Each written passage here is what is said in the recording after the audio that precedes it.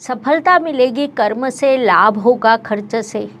इतिहास पढ़ने की अपेक्षा उसे निर्माण करना महत्वपूर्ण होता है।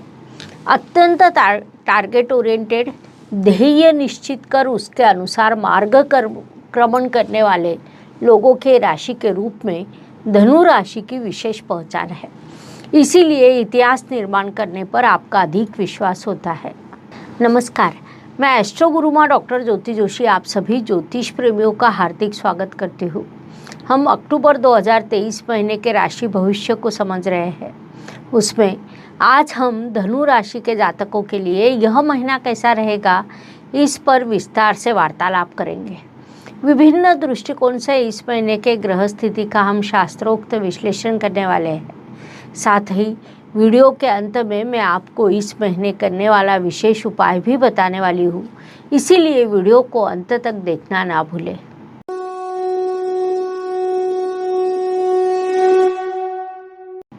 व्यक्तित्व की दृष्टि से जब हम विचार करते हैं तो राशि स्वामी की स्थिति महत्वपूर्ण होती है। धनु राशि के स्वामी गुरुदेव का गोचर आपके पंचम स्थान से अर्थात त्रिकोण स्थान से शुरू है, जिसे हम अत्यंत शुभ स्थिति कह सकते हैं। राशि स्वामी जब स्वयं इष्ट देव के स्थान में होता है, त्रिकोण स्थान में होता है, तब आपका व्यक्तित्व सकारात्मक, ज्ञान प्राप्त करने वाला, कर्तृत्व को पूर्ण करने वाला इस दिशा में विकसित होता है। इसीलिए इस काल का पूरा उपयोग करना चाहिए।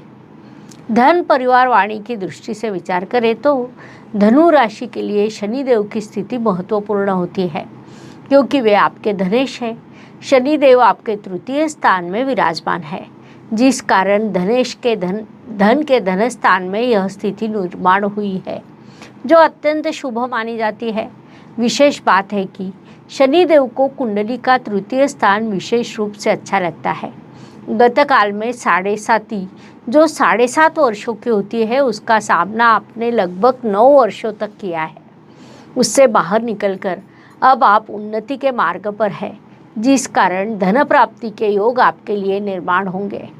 परिवार में किसी शुभ कार्यक्रम का आयोजन भी हो सकता है। वाणी अधिक प्रगल्भ होने वाली है, इसीलिए इस काल का पूरा उपयोग करना चाहिए।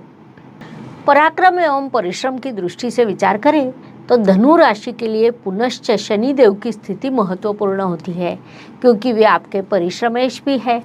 महत्वपूर्ण बात है कि वे आपके परिश्रम स्थान में ही विराजमान है। साथ ही शनिदेव और आपके राशि स्वामी गुरुदेव में लाभ योग का निर्माण हुआ है। शनिदेव को तृतीय स्थान और लाभ स्थान दोनों अच्छे लगते हैं। कुल मिलाकर आप बड़ा परिश्रम करने वाले हैं, उन्नति के पथ पर आगे बढ़ने वाले हैं। आप अभी जो परिश्रम करोगे वह आपको दीर्घ काल तक लाभ प्रदान करेंगे, इसीलिए आपने इस काल का पूरा लाभ उठाना चाहिए। वास्तु, वाहन, भूमि, सुख शांति की दृष्टि से विचार करें तो आपके राशि स्वामी गुरुदेव ही आपके वास्तु के कारक भी है।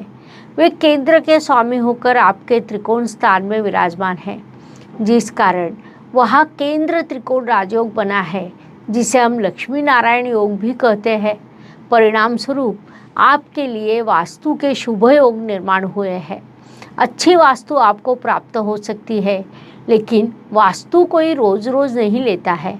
इसीलिए जब हम वास्तु योग कहते हैं तब उसका अर्थ केवल नई वास्तु लेना ऐसा नहीं होता है, तो पुरानी वास्तु का नवीनीकरण और कई बार वास्तु सौख्य, यह विषय भी सामने आता है। क्योंकि वास्तु सुख और वास्तु से प्राप्त होने वाला सुख, यह दोनों अलग चीज़ें हैं। तो वास्तु से प्राप्त होने वाला सुख भी अत्यंत महत्वपूर्ण विषय है। अर्थात घर में सुख शांति बनी रहती है और उसका आपके करियर पर सकारात्मक परिणाम होता है। शिक्षा, इष्टदेव का सहयोग, संतति, प्रणय की दृष्टि से विचार करें तो धनु जातकों के लिए यह काल प्रगति का कहा जा सकता है। इस काल में आप जितना अधिक अध्ययन करेंगे उतनी अधिक सफलता आपको प्राप्त होगी, इसीलिए आपने इस काल का पूरा उपयोग करना चाहिए। साथ ही विवाह जुड़ने के योग भी आपके लिए निर्माण हुए हैं। उसमें प्रेम विवाह के साथ आयोजित विवाह के योग भी है, इष्ट देव आपको दोनों हाथों से आशीर्वाद देने वाले हैं, इसीलिए इस काल का पूरा उपयोग करना चाहिए। स्वास्थ्य, कर्ज, प्रतिस्पर्धी, शत्रुओं की दृष्टि से विचार करें तो धनु जातकों के लिए यह महीना थोड़ी परेशानी का रहेगा, क्योंकि स्वास्थ्य संबंधित कुछ समस्याओं का आपको सामना करना पड़ेगा। विशेष रूप से गले से संबंधित, थायराइड से संबंधित समस्या निर्माण होने की संभावना को नकारा नहीं जा सकता है, लेकिन यह काल अत्यंत सीमित है।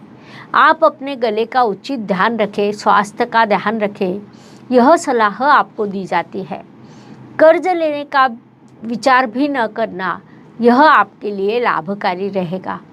प्रतिस्पर्धी आपको परेशान करने का पूरा प्रयास करेंगे, उनका आपने नज़रअंदाज करना चाहिए। आप सभी के लिए खुशखबरी, अब हम आपके लिए निशुल्क ज्योतिष मार्गदर्शन लेकर आए हैं। हर रविवार शाम 4 बजे मैं YouTube पर लाइव आऊँगी और आपके सवालों का जवाब दूंगी।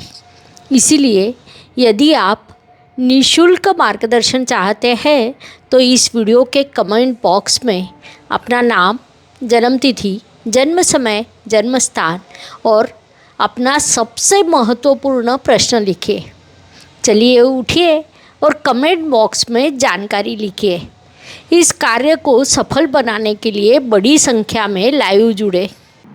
नौकरी एवं व्यवसाय की दृष्टि से विचार करें तो नौकरी करने वालों धनु जातकों के लिए यह महीना थोड़ा संघर्ष से भरा रहेगा, क्योंकि कार्यस्थल पर थोड़ी अशांति, अस्थैर्य, तनाव, अकारण ही राजनीति जैसी समस्या निर्माण होगी और आपको उनका सामना करना पड़ेगा।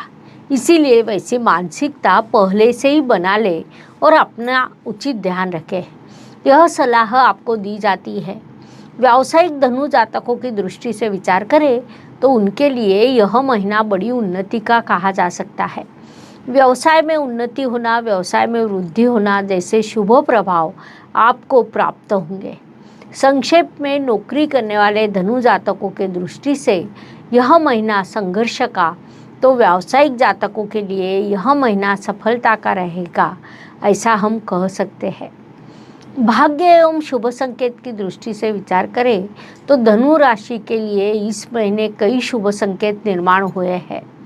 उसमें मुख्य रूप से कहा जाए तो आपके राशि स्वामी गुरुदेव पंचम स्थान में विराजमान है, जिसे हम अत्यंत बड़ा शुभ संकेत कह सकते हैं। साथ ही शनिदेव तृतीय स्थान में अर्थात उपचय स्थान में विराजमान है, उसे भी हम बड़ा शुभ संकेत कह सकते हैं। उसके आपको अत्यंत शुभ परिणाम प्राप्त होंगे, इसीलिए आपने इस काल का सदुपयोग करना चाहिए। कर्म की दृष्टि से विचार करें तो आपके कर्म स्थान में रविदेव विराजमान है, जो निसर्ग कुंडली के कर्माधिपति के रूप में जाने जाते हैं। सदैव कर्म प्रधान रहना उनका स्वभाव है।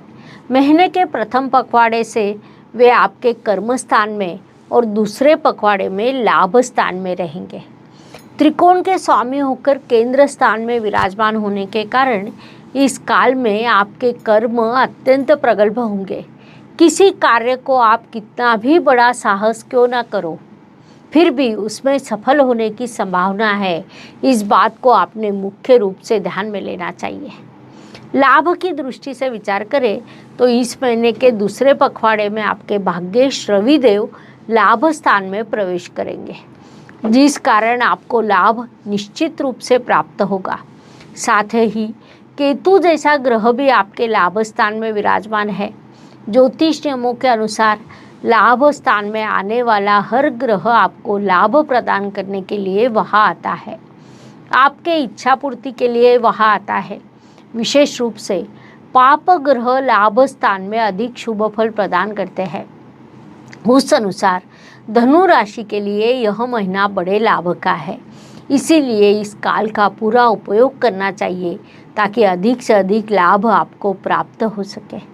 व्यय एवं परदेश गमन की दृष्टि से विचार करें तो धनु राशि के व्यय की यात्रा पहले कर्म स्थान में, उसके बाद लाभ स्थान में इस पद्धति से होगी। अर्थात यदि आप खर्च करते हैं तो उस खर्च से आपको लाभ प्राप्त होगा। यह इस महीने आपके लिए एक अलग ही योग है। व्यवसाय के लिए, नौकरी के लिए, पढ़ाई के लिए, यात्रा के लिए, परिवार के लिए, वास्तु के नवीनीकरण के लिए, वाहन के लिए, इस प्रकार विभिन्न पद्धतियों से आप खर्च करेंगे। महत्वपूर्ण बात है कि उससे आपकी उन्नति होगी। इस बात को मुख्य रूप से ध्यान में लेना चाहिए। जीवन सुख दुख और उतार चढ़ाव से भरा होता है। कोई भी व्यक्ति संपूर्ण सुखी या संपूर्ण दुखी नहीं हो सकता। उस अनुसार हर दिन सभी के लिए समान नहीं होता। महीने के कुछ दिन सुख, समाधान, सफलता लेकर आते हैं तो कुछ दिन संघर्ष, कठिनाइयाँ और तनाव से भरे होते हैं। इस दृष्टि से धनु जातकों के लिए 1, 11 और 21 यह दिन सुखदायक तथा शुभ रहेंगे। 8, 19, 28 यह दिन अशुभ एवं तनावपूर्ण रहेंगे। इन दोनों में आप कठिनाइयों, बाधाओं और समस्याओं का अनुभव करेंगे, तो यह मानसिकता पहले से ही बनानी होगी और आगे बढ़ना होगा। उपायों की दृष्टि से विचार करें तो ज्योतिष में अत्यंत छोटे छोटे लेकिन बड़ा परिणाम करने वाले उपायों को बताया गया है। अशुभ चीज़ों की अशुभता कम करने का, शुभ चीज़ों की शुभता बढ़ाने का उनमें सामर्थ्य होता है। उस अनुसार अक्टूबर महीने के उपायों का विचार करें तो कुछ मंत्र लक्ष्मी जी को अत्यंत प्रिय होते हैं। अर्थात नवंबर महीने में दीपावली का उत्सव है। इस उत्सव का आनंद सभी को होता है और एक सुप्त इच्छा भी होती है कि इस काल में हमारे घर में लक्ष्मी जी का आगमन हो।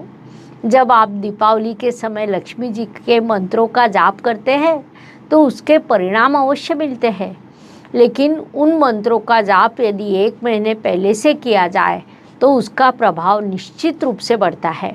उस अनुसार हर राशि के लिए एक मंत्र देती हूँ। 1 अक्टूबर से दिवाली तक उस मंत्र का जाप आपने कम से कम 5 बार करना है। उस अनुसार धनु जातकों के लिए ओम महालक्ष्मी च विद्यमये विष्णु पत्नी च धीमहि तन्नो लक्ष्मी प्रचोदयात् यह मंत्र सूचित किया जाता है। इस प्रकार मेष से लेकर मीन तक हर राशि के लिए अक्टूबर 2023 कैसा रहेगा, यह समझाने के लिए हमने 12 वीडियो आपके इस चैनल पर अपलोड किए हैं। लाइक, शेयर, सब्सक्राइब करें। कमेंट बॉक्स में हर हर ज्योतिष, घर घर ज्योतिष लिखना ना भूलें। धन्यवाद। शुभम भवतु। जय ज्योतिष। ज्योतिष का अध्ययन तथा शास्त्र की शास्त्रीय तरीके से पढ़ाई करने के लिए मेरी 2 किताबें प्रकाशित हो चुकी है, उनका अवश्य लाभ लीजिए।